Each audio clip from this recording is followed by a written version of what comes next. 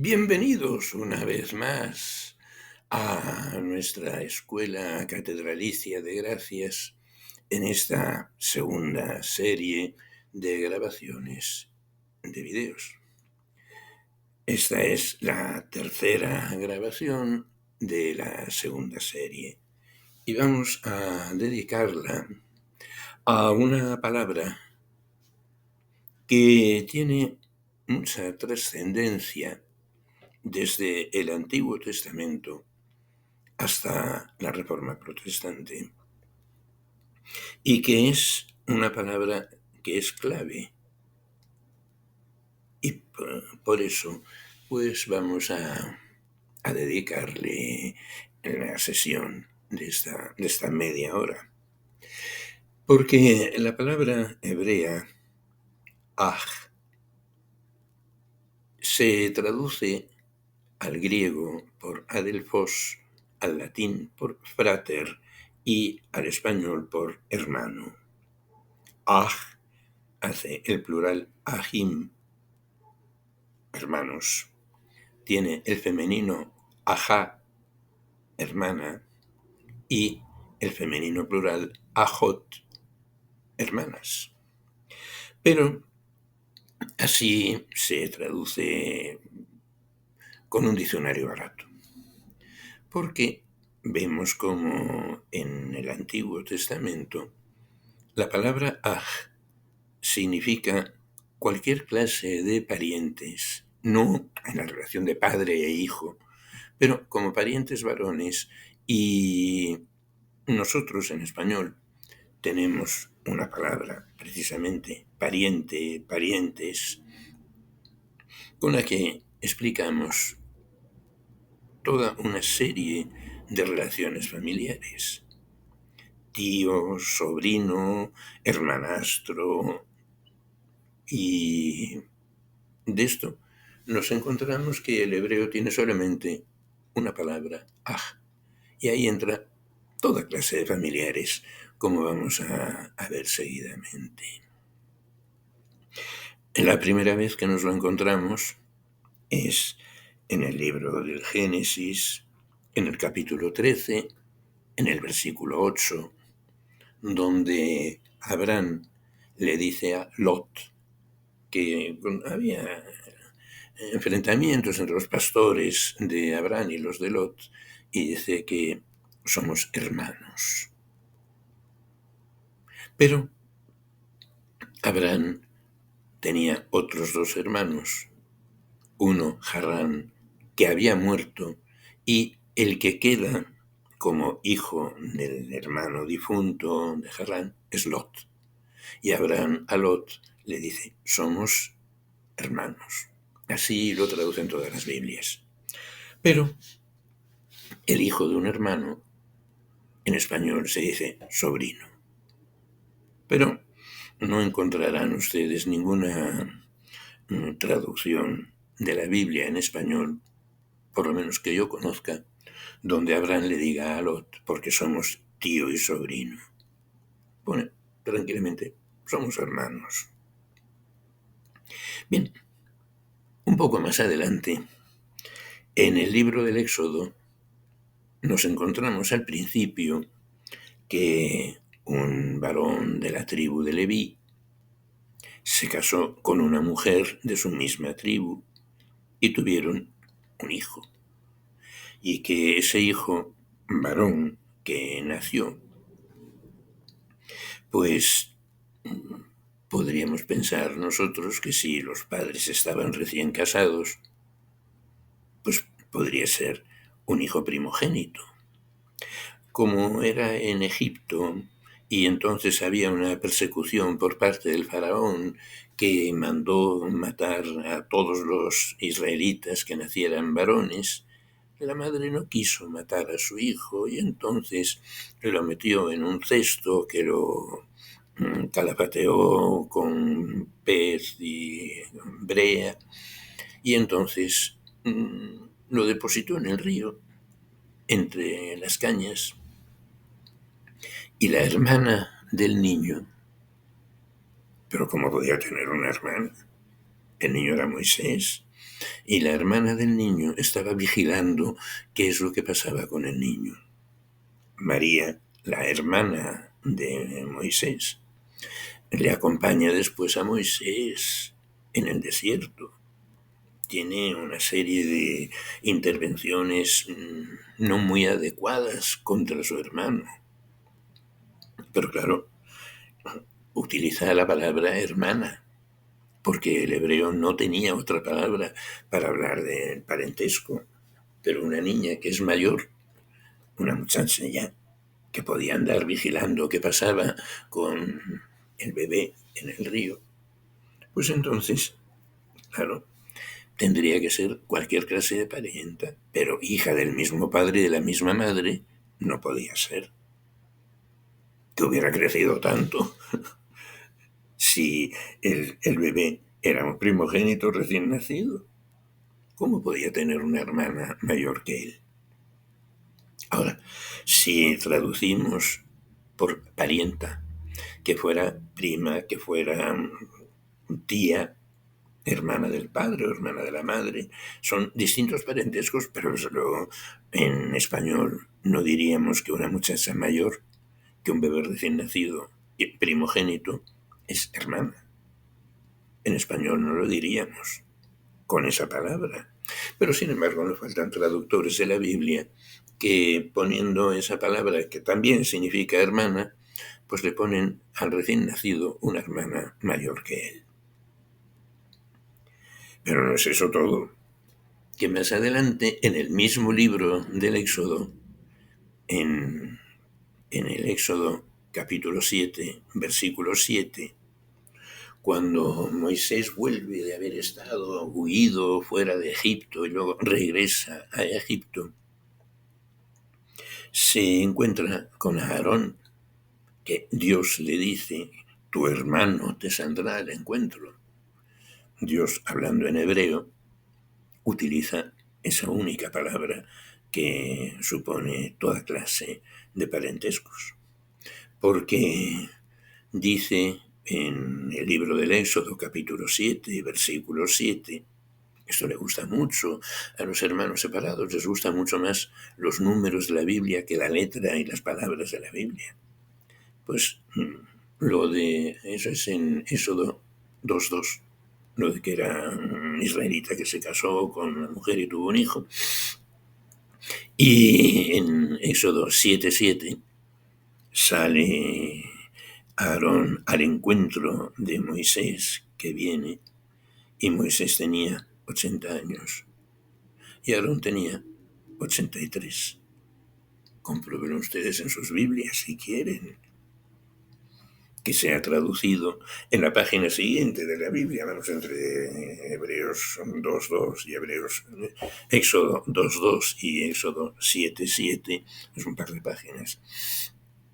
Pues entonces, en la misma página o en la página siguiente, según el tamaño de letra que tenga la Biblia de ustedes, pues dice que Moisés era primogénito y que cuando llega se encuentra con un hermano 3 años mayor que él, 7 años mayor que él.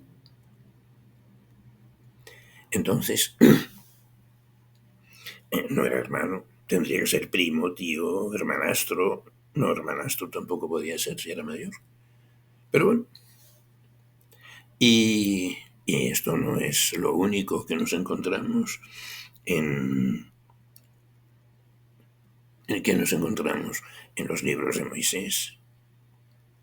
En el libro del Génesis nos encontramos que cuando Jacob se despide de su tío y suegro Labán, que dio un banquete, y dice que dio el banquete a sus hermanos.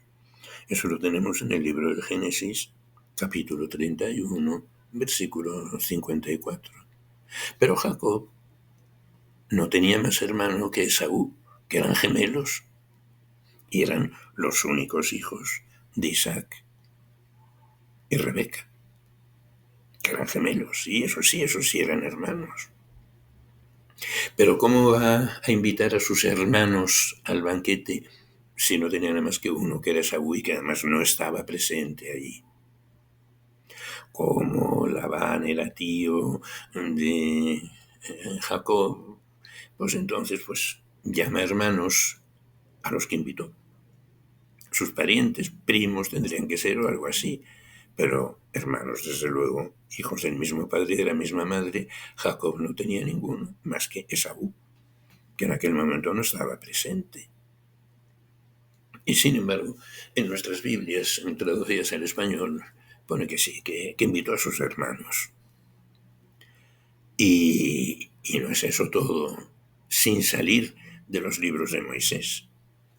Porque si nos fijamos en el libro del Levítico, en el capítulo 10, se empieza por decir que dos hijos de Aarón, los dos hijos mayores de Aarón, que eran sacerdotes, habían ofrecido el sacrificio del incienso a Dios con un fuego impuro, y Dios les había fulminado y habían caído muertos. Y Moisés le dice a Elsafán y Misael, que eran dos hermanos, que eran hijos de Uzzi, que Uzzi era tío del padre de Aarón, no dice tío del padre de Moisés, si eran hermanos, se lo decía antes que sí, que eran hermanos. Pues entonces Moisés dice a Elsafán y Misael, tomen los cadáveres de sus hermanos, los cuerpos de sus hermanos, y sáquenlo fuera del campamento, que no estén delante del santuario del Señor. Y entonces, ¿quién de ustedes, si fuera Elsafán o Misael, si el papá de ustedes se llamara Uzzi, y Uzzi fuera tío del padre de los dos difuntos, ¿qué parentesco le reconocerían ustedes? ¿Le llamarían primos o sobrinos? Pero no utilizarían ustedes, hablando en español, la palabra hermanos. Pues los traductores de la Biblia han sido capaces de poner hermanos, porque la palabra ahim, el plural de aj, se tradujo al griego por adelphoi, hermanos, como si fueran hijos del mismo padre y de la misma madre. Y cuando eso se tradujo al latín, pues se tradujo por fratres. En latín tiene soror para hermana, sorores. Pero bueno, y luego tiene otra serie de palabras para distintos parentescos. Y el español tiene más palabras todavía para los distintos parentescos. Pero sin embargo, hermano significa solamente el que es hijo del mismo padre y de la misma madre.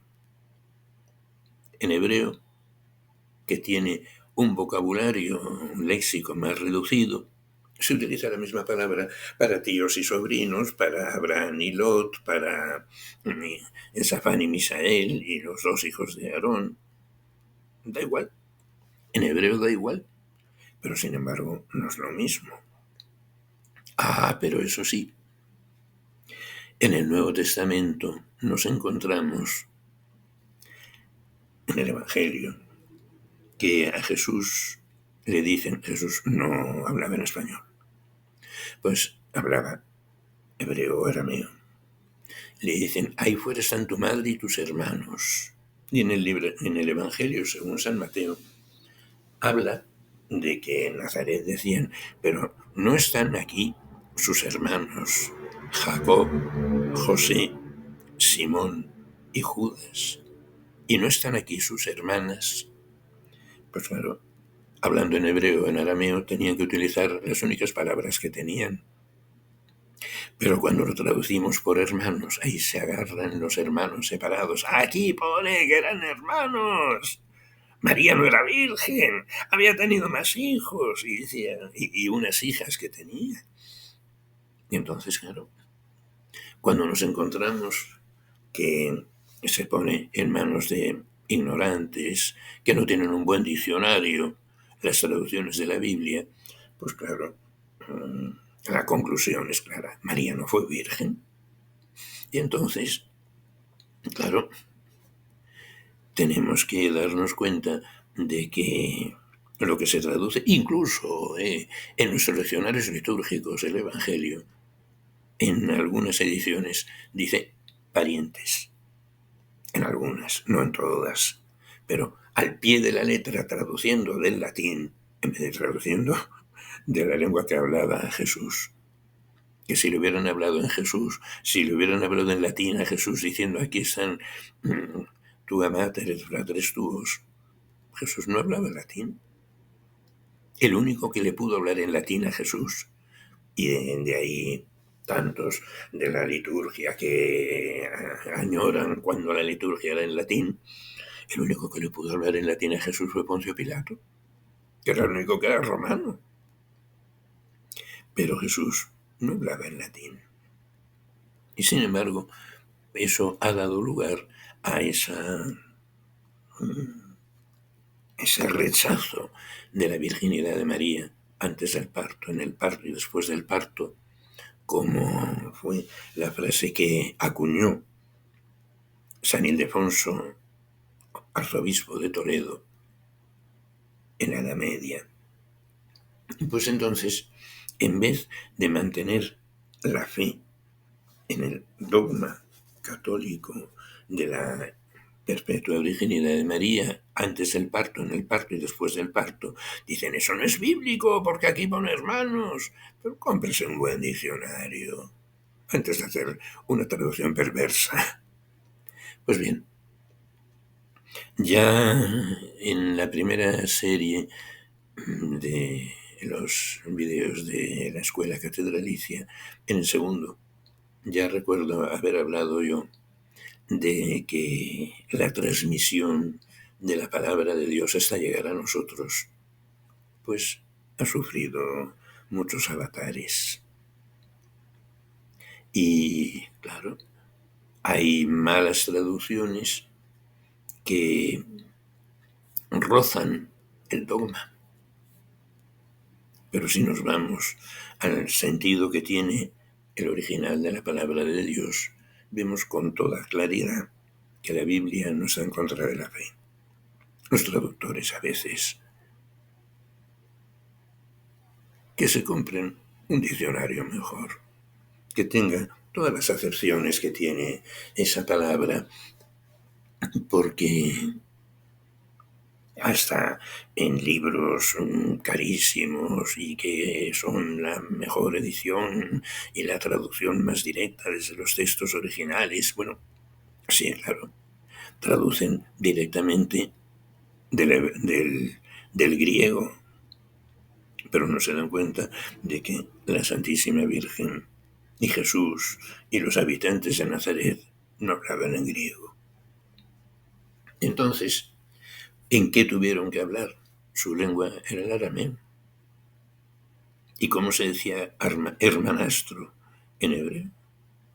Pero hablamos de los hermanos de José, hablamos de que Abraham, que no podía mentir, a Lot decía somos hermanos. Pero claro, si no tenían en su lengua una palabra especial para el que es el hijo vivo del hermano muerto, el sobrino, como no tenían otra palabra, pues por eso el que escribió, el que puso por escrito la historia de Abraham o la historia de Moisés, utilizó la palabra que tenía, la que tenía más cerca, pero que sigamos arrastrando los mismos errores. Nosotros que tenemos en español un léxico muchísimo más rico y más variado, que pongan la palabra adecuada cuando tiene distintos significados. ¿O es que nuestros flamantes traductores desconocen que hay palabras que tienen distintos significados en hebreo y que cuando se trata de algo escrito en hebreo, también nos pasa con cosas escritas en griego que también se traducen mal? Pero claro, es que es pegar unas coces contra el dogma al traducir así. Y entonces, claro, desde fuera de la Iglesia Católica y de los que no han tenido dinero para comprarse un diccionario en condiciones, pues dicen, aquí lo pone, que pone hermanos, hijos de María y de José. Claro. Bueno, de los 4 discípulos de Jesús que le iban acompañando y que decían que eran hermanos, Jacob o Santiago, José, Simón y Judas, pues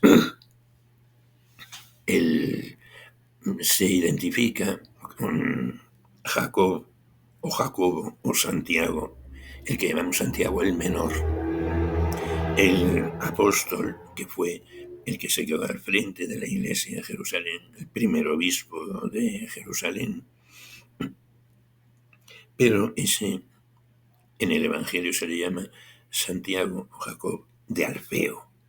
Alfeo era su padre, no, no era San José, no, no. Y entonces, ¿qué hacemos? ¿Qué hacemos con la palabra de Dios tal como la hemos recibido?